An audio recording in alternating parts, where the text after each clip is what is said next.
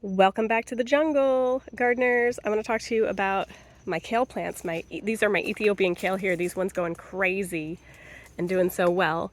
Now, oh, look what we have there.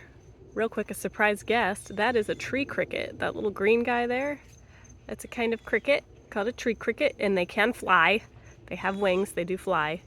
One time I had someone argue with me when I identified a tree cricket for them by saying, "Oh, it flies, it's not a cricket."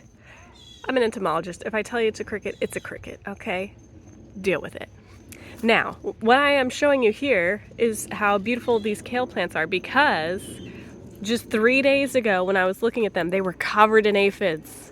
Covered. I should have videotaped it, but I was like, oh, I just did a video where I told them there's no aphids on my vegetables.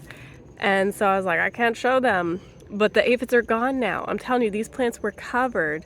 And I was so worried, because I was like, oh, now I'm a big fat liar. My plants are covered in aphids. They're gone. I did nothing. I just did what I tell you guys to do. I let nature take its course, and the aphids they're gone. I'm telling you guys, these leaves were covered in aphids. It was bad. I was so concerned. And now all you can see left is some little bit of feeding damage where they were, and some frass.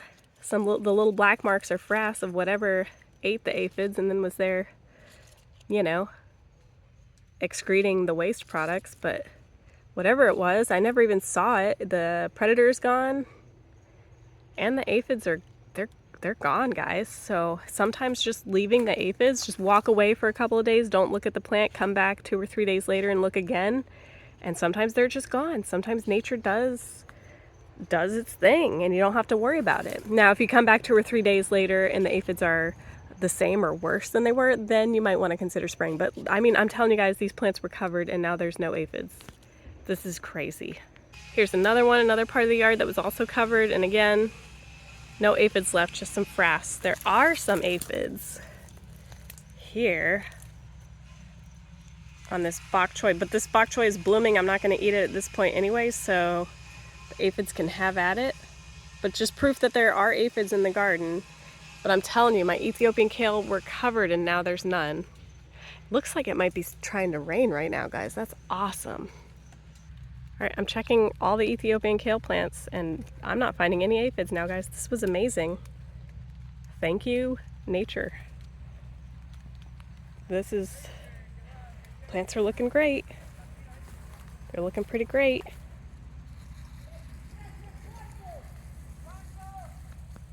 All right, one last patch of Ethiopian kale in the yard, and once again, clean. There's no aphids here, guys. So sometimes just sit back and let nature do what she can, see what happens. And finally, I'm going to show you guys something really cool. So this is a pigeon pea that grows in my yard, and I have multiple varieties. And this one, on the inside, the peas are red. Isn't that cool? They're red on the inside. Look at that.